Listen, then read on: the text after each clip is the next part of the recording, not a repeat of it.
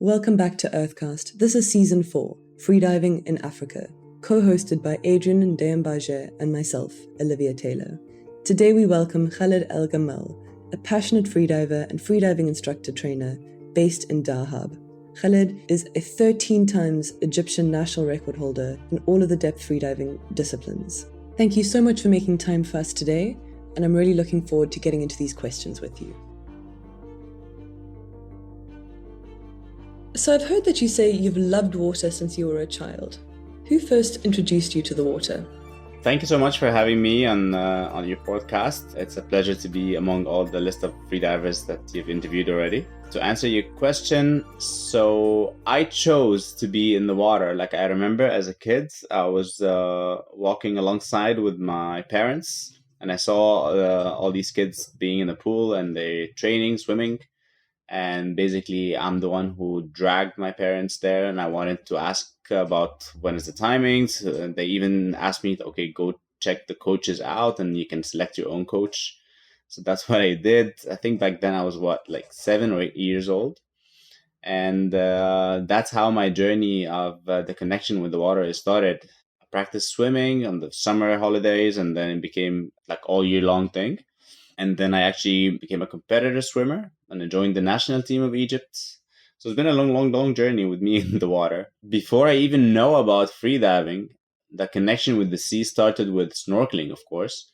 However, I used to freedive without having any idea that I am actually freediving. Like I used to still call it snorkeling. So that built up another connection with the sea and the underwater world. And it's like, it's still ongoing at the moment. I think it's really beautiful that you chose as a child. You were inspired and said, Mum, Dad, this is what I want to do. And I don't know how many kids have such a sense of what they want to do when they're that age. So I think that's very cool. And just to confirm, where are you right now? I'm recording here in Cape Town, South Africa. Where are you?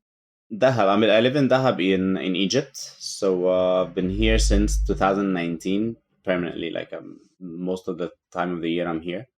I'm incredibly jealous. I know we were talking before we started to record about my desperate attempt to get over to Egypt, to Dahab specifically to dive. And also that we have a lot of friends in the community. We were talking about Bevan Reynolds and Dr. Nelson Miranda, Dr. Nasreen Pierre. So very cool that we have those friends in common and that you've actually come and dived here in Cape Town. Yeah, my Cape Town experience was amazing. And Matt as well, Matt and Tam from South Africa. There's another girl called Sam from South Africa as well. She lives here now in Dahab as well, between Dahab and Cape Town. Yeah, it's very cool. And I'm curious, how long have you been coaching freediving now? So I did my instructor course back in 2019. And ever since I started teaching, maybe coaching started a little bit later, maybe 2020, end of 2020. At the moment, I'm an instructor trainer, and at the same time, I compete for myself. And I know that we're not supposed to be talking about the depths, but I did see that you have done some terrifying depths as well. So as a sport freediver, primarily, it's fantastic to have you on here to hear your perspective as well about the freediving scene, particularly, as it's known as the mecca of freediving in Dahab. So you have your coaches there and you coach and teach in Egypt. How do you, this is something that maybe I'm asking for myself, so I should actually be paying for coaching. How do you coach your students to overcome fear and master their minds, especially when diving in places like the Blue Hole? Okay, so most of the students, they have different problems. Like some students, the problem is that they feel overconfident and they don't really understand the risks that they're dealing with. So that's another problem. So talking specifically about students who fear the water or fear the depth, we usually try the very slow progress adaptation, and we give lots of drills that would make the students feel comfortable with the breath hold up to a certain depth, and then slowly you deepen that depth without even them realizing. You don't really discuss numbers during the course or during the coaching sessions. You try to make them become more aware of the sensations, of what they're feeling, and more about how are they accepting those sensations, and if they even handling them in the right way or not. And we discuss that. So basically, this is the best part about coaching, because every student has a different mindset and has a different problem. And as a coach, the idea is that I try to identify that problem as soon as possible. And we basically rewire the brain in a way that makes it doable, comfortable, and even more encouraging for them to be able to go deeper in a comfortable way. And the idea is not just about going deeper. The idea is you always need to ask, why do they want to go deeper? And everyone has a different answer. And again, it's customized. There's no manual for coaching. It's not like you have those directions, those ways, or those methods, and you apply them, and you're a deep freediver. It doesn't work like that. Hope did I answer your question? Absolutely. If only it was that simple, but then everyone would be a great freediver. I was just considering what you said at the beginning, which is that sometimes the problem is that your students are overconfident, and I actually hadn't considered that. So that's quite an interesting thought, that even a safety risk to yourself sometimes is overconfident students, especially to themselves. Specifically on those cases with people being overconfident, they think about it just logically. They don't really approach the sport emotionally as well. So they think, I know how to hold my breath, I know how to equalize, and I just there's nothing would stop me to go deeper. And they underestimate the reactions of the body and the nervous system reaction as well, and the storage of those emotions that would be stored in their body and their mind for later. So you basically, in my way of coaching, is I try to prevent a negative experience so that it wouldn't delay the progress. I'd rather put everything on the right track from the very beginning so the progress would be smoothly. It's not like trial and error. Thank you so much for sharing it. I think that's really important. Maybe I've had the privilege of diving with people who stay in the safe zone or are more aware of their limits, but hadn't considered that before. I'm also keen to know, you were talking about people knowing their emotional limits as well. I mean, obviously the body has to, I don't know what the better word is, but adjust and acclimatize to the depth. So that takes time.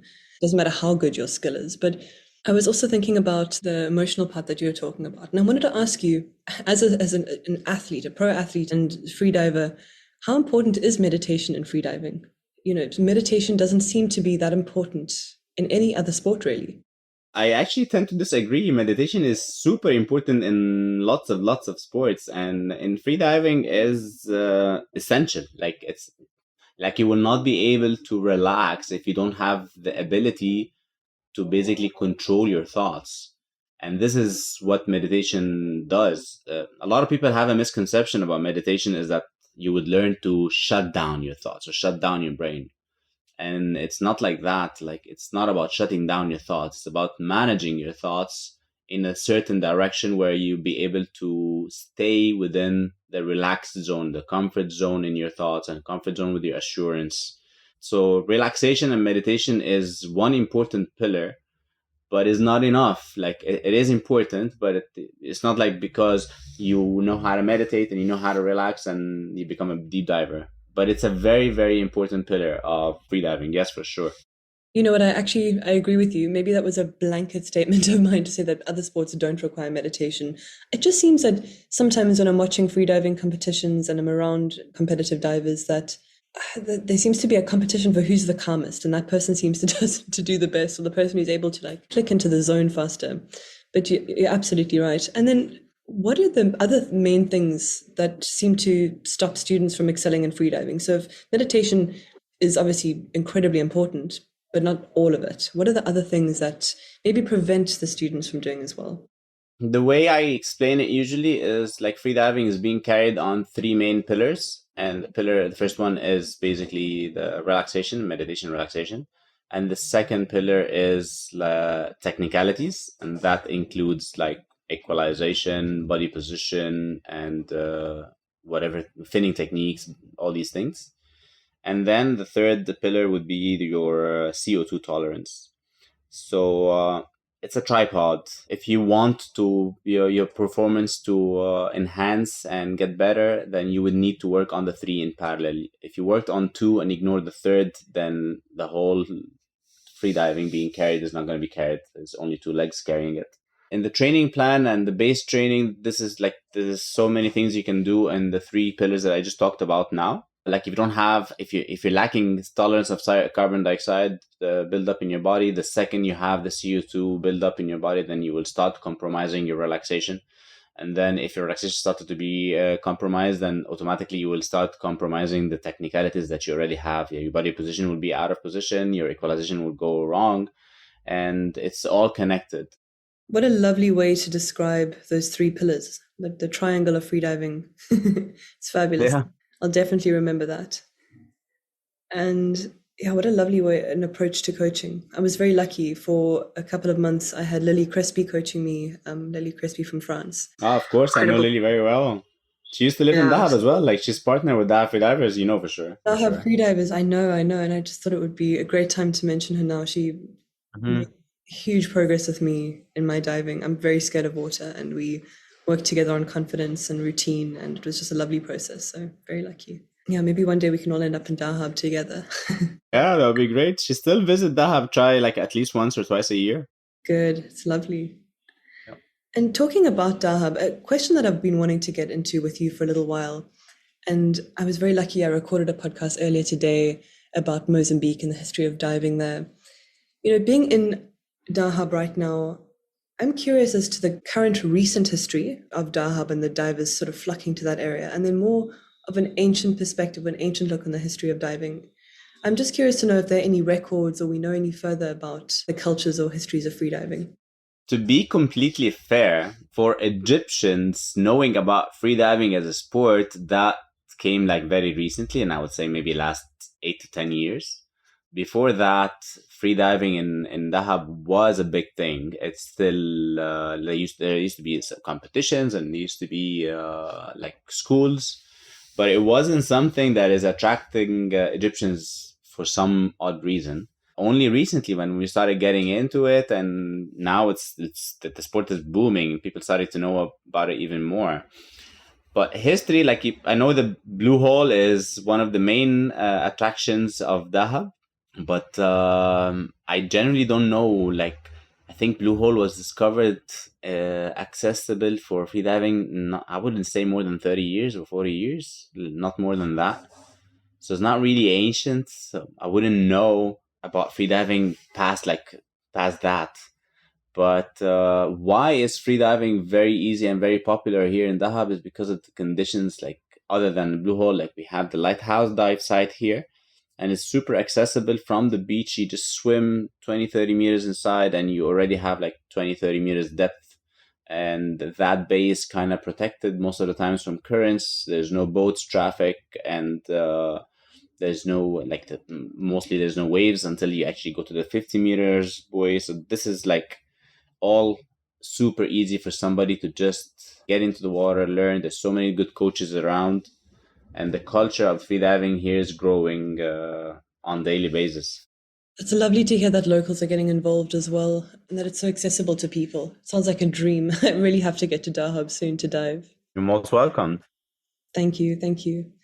And I think maybe this is the best question to ask you next, but then what are some of the biggest challenges that freedivers in and around Dahab and Egypt have when it comes to freediving? Is it access to training, equipment, recognition? Do you have squads that train together? Well, to be fair, I think one of the most challenging aspects for Egyptians to learn freediving is the cost of the courses, the cost of the equipment rental or buying. That's the main. Like, Egypt is not really that rich country, so a lot of people, they'd be super interested, but then they can't really afford the market prices. Even when sometimes most of the coaches here, they give some kind of like a special discount for the Egyptians. It's still for most people way out of budget, and they cannot really spare that money into. Eventually, it's a hobby or a luxurious activity for them. And as for athletes, I think it's the same struggle that we have here that anyone in the world would have. It's like trying to find a sponsor. Somebody would sponsor your training, somebody sponsored your equipment, but that's pretty standard. Everybody probably you heard about it. Like, a lot of people complain from the same thing. Absolutely, I'm hearing it over and over. It's the price regarding accessibility. It's the barrier to entry regarding good equipment. Not that you need much for freediving, but the little that you do need is very expensive. The edge here in Dahab as well is that even though the prices are like, we think it's actually compared to the market is okay, and it's still expensive for the locals. But like other places, you wouldn't, for you to access that, you need to hire a boat, or you need to hire like somebody to be staying with you on the boat as well, like oxygen tanks and a lot of things that we need to take with you on the board. So it adds up all these extra costs. So yes, we say Dahab is accessible, and that's the benefit of it.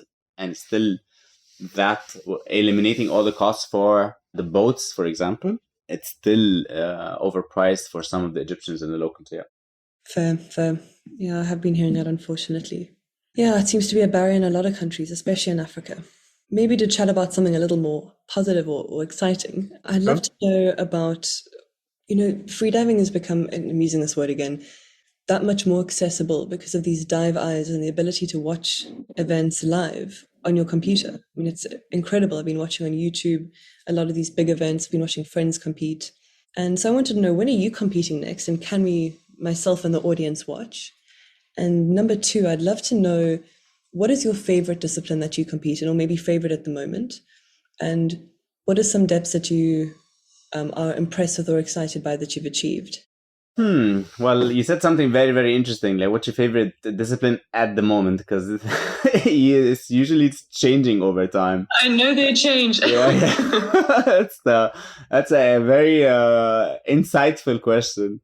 So my plan this year is to try to compete through the end of the year. I would love to do one of the world champs. So at the moment, I think AIDA competition is going to be in Cyprus, and I don't know yet about CMAS comp. They said maybe in Greece and maybe in I don't know, like Turkey. They haven't decided yet. But at the moment, I'm in the middle of a training cycle that should be ending in a couple of weeks, and then I'll go back to teaching till maybe June or July. And I'm hopeful that I will start training again to prepare for one of those comps. I want to do one competition where I actually see my dives as well on Dive Eye. This is such an amazing feature. So far, all the competitions that I've done, there was no Dive Eye. I would just have the surface footage and the bottom camera footage. My favorite discipline at the moment, I'm really enjoying the monofin and no fins, both. So this training cycle, I'm actually training both of them. Like the monofin, like I feel like it's part of my body now. Like I'm super comfortable swimming with it. It makes sense in a lot of ways. Monofin is such a cool piece of equipment to add to your freediving collection. I got myself a silicon monofin at the beginning of last year, a little training one, and I haven't been very disciplined about using it, I must admit. But it's such a cool piece to dive with. I'd love to get to that level where it's an extension of my body. I could say that confidently, but I definitely am nowhere near that right now. It's just practice. Like I do this almost on daily basis. Like I'm in the water almost on daily basis. So like just the more practice, the more you get into it. I'm very lucky. I'm absolutely spoiled for choice on where to dive on the day, depending on the conditions or the swimming pool or where the squad want to train. I can walk to the pool. I'm just less than 200 meters from my local pool. I have no excuse. Yeah. But I would rather be in the ocean, obviously. Soon. And so how would you like to see sport freediving and recreational freediving grow in Egypt? Maybe more than Dahab, in Greater Egypt as well. Actually, in Egypt, last couple of years, I've been doing workshops outside of Dahab. There's places on the Red Sea outside of Sinai. There's Hurghada. There's a place called Soma Bay. There's Marsa Alam. There's a lot of different cities on the sea that we try to go. Ras Muhammad as well inside Sinai that we go do and workshops there. And we're trying to expand the sport as much as we can, raising more awareness. This is I would love everyone who really like the water to come and learn freediving And in my opinion, it helps with a lot of things outside of the water too. Like I'm a very calmer person now. Before freediving and after freediving, there's a huge difference. I would love for the sports to grow even more from that perspective. So that's the target, and it's just not me. Like we have a bunch of Egyptian instructors now. Like when I started, maybe there were like 2 or 3 instructors, Egyptians only. But now, like every month, we have a new instructor in house, and there's a huge difference between 5 years ago and now. And we actually believe that in the coming 5 years as well, it's gonna grow even more. And the idea is that we want to keep Dahab a safe space and welcoming space for everyone to come, not just focus on the growth of the Egyptian market. Like we want to keep that balance between keeping it as a hub for all the freedivers. Like as you called it Mecca of freediving, everybody call it Mecca for freediving.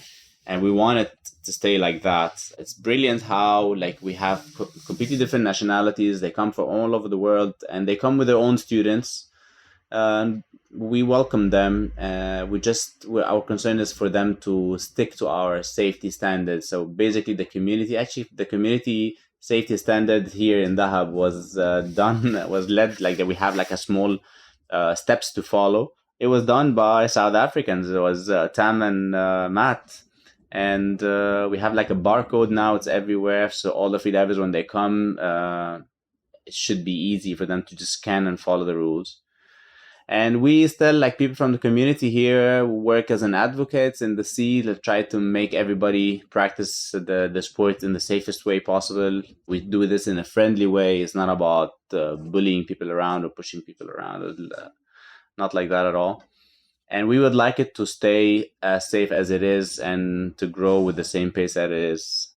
Thank you for the mention of safety in diving. It's always so important to reiterate how crucial it is to have a focus on safety and to have a good understanding of it.